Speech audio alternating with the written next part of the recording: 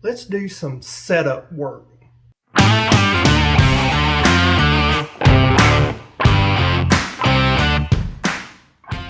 So if you hadn't already, I did a fishing trip with Ricky Wallace of Wallace Knife Works and Homestead. And I had some people that they wanted to know how I did some of my setup, so I thought I would show the knots and how they work. So stick around.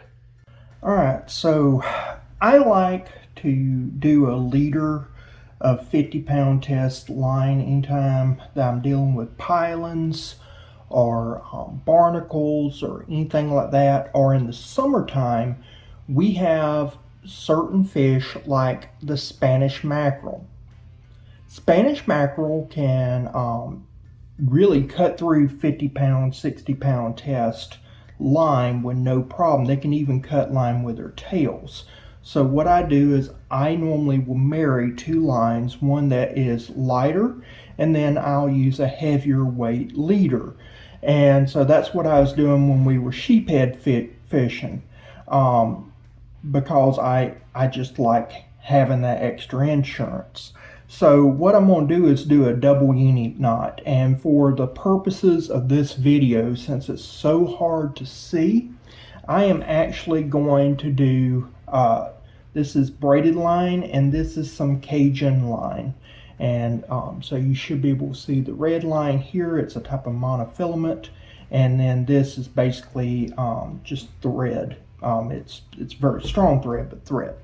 So what you do is you lay, you can see the piece here, and because this is extra springy, you lay it like this. And so first thing I'm going to do is make a big giant knot or loop, sorry, and this loop is going to go around the braid and then like this.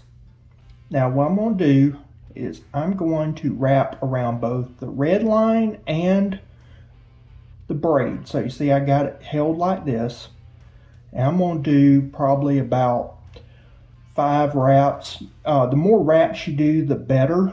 I'm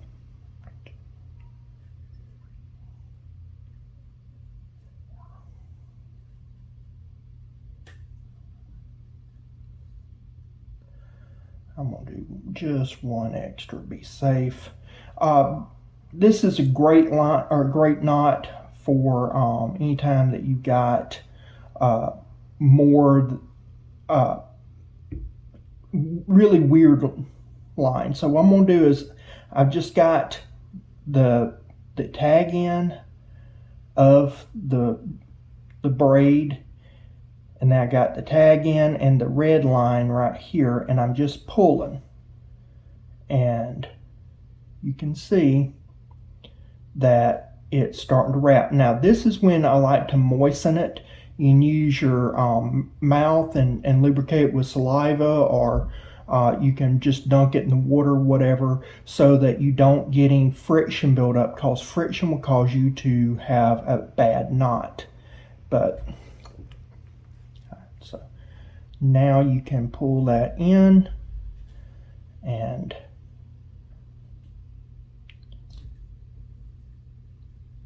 there you go. Let me pull this like this.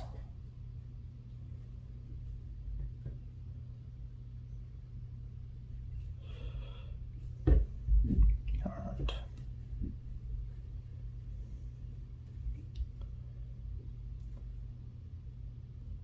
Now, that's the knot. Now I've got this tail end piece right here. It's done wrapped around a few times. I'm going to unwrap it. All right, now I'm going to take this and make a big giant loop. Pardon that red tail flips around because monofilament's springy. And again, wrap about 5 times. And 5. Now pull, and there you go. Now this is where you moisten these two. and you pull. And what happens is that you got two knots that are pulling against each other. You can see them right there. All right, now I'm going to use my trusty fishing kit from Ricky, and I highly suggest you go to Ricky at Wallace Knife Works in Homestead. These scissors that he has, there's a little hook right there. I can get to the end. No clippers needed. I can get really close. Love it. And then I do the same thing, and these cut the braid as well, which braid is a pain in the butt sometimes to work with. I like braid, don't get me wrong. I'm not one of these anti-braid guys that you see on YouTube. I love it, but it can be challenging to tie knots and things of that nature. I especially love it because it cuts through weeds very well, and I get a lot of feel. So again, this is mimicking doing the heavy monofilament to either braid or heavy monofilament to another monofilament. But that's what I was using basically with my 50 pound. And I think I had like, I want to say it was like 14, 15 pound test line on my rod that day. Because you normally don't need as heavy a line if you're open water fishing as you do when you're fishing near the shore. But that is how I do a double uni knot. You do not need to have a leader, or not a leader, but a swivel.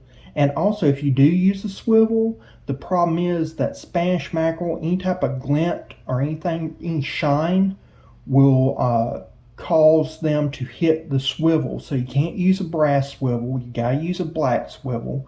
Most producers don't do a matte black, and if they do them, it's hard to find locally. So this is just a nice little way to marry two lines. So I think you'll like that. All right, these were the octopus hooks that I was using. Ricky was using actually a smaller. He was using about 2 sizes smaller than this. I was using a number 2 Gamakatsu octopus hook.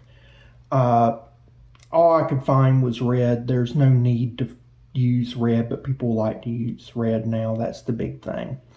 But if you notice, that eye of that hook is turned.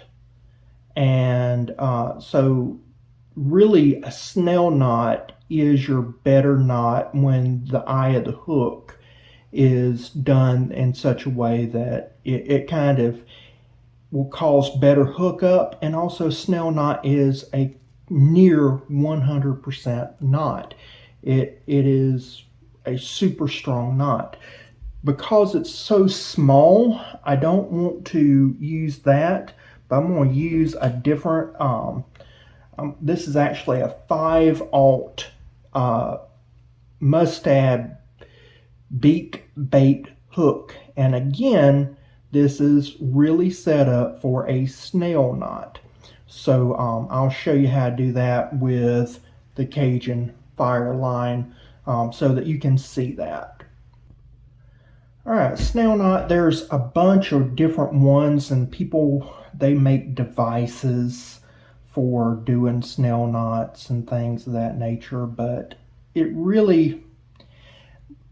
not that hard. It's not that difficult.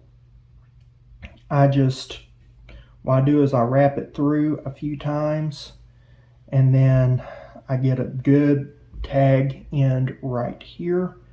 And then I start wrapping around the shank multiple times. It's harder to do with your heavy duty line. So 50 pound test line, you might only get about 5 wraps. If you're using lighter line, you want to do more wraps. The more wraps you do, the stronger the knot is. So I've got a few right here. I've actually lost count because I can't shut up. I talk too much. and I'm running it through this loop right here that I had in my hand, and then just pull. Moisten, of course, when you pull, and then you want to do that first and then pull that. Now all you gotta do, use your trusty scissors that you got from Ricky and get it in that little groove right there. I'm gonna flip this around so that I can get it closer. You want that groove to be close to the hook, and there you go. Now you're going to have maximum pull on this. You're going to get near 100% setup, and that's what you want. You don't want to break off or anything of that nature.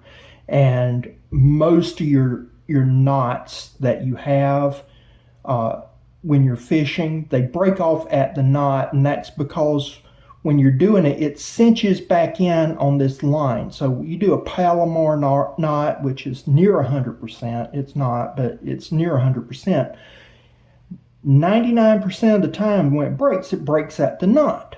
Well, why does it break at knot? Because what happens is it is binding on that line right there closest to a knot, and it's actually wearing away at the strength of your line. So over a few casts, a few tightenings, whenever you're working the bait, you can take something like this is 20-pound test. You can actually reduce it down to where you may only have about 10 pounds before the line breaks, because it's been cinched down so much on that knot that that line just breaks right there at the knot. That's the reason why a lot of lines break. But this right here does not work that way. And so there's no one area that's pulling on, so you get nearly 100% pull. That's the reason why I love a snail knot, but I only use a snail knot if you see that eye bent over to the side. I hope you like that. I'm sorry that I wasn't as clear on my setup or showed you how to do it in that last video, but I wanted you to see how this was done. If you like this video, please give it a like. That really helps out the channel. If you have any questions, comments, anything of that nature, please drop them. I like to hear from my audience. I do respond back very quickly, usually. And if you hadn't already subscribed and you're at the end of this channel, at the end of this video, why haven't you subscribed? Go ahead, hit that notification bell so you can be alerted to future content. And with that, I will see you again next time. Bye.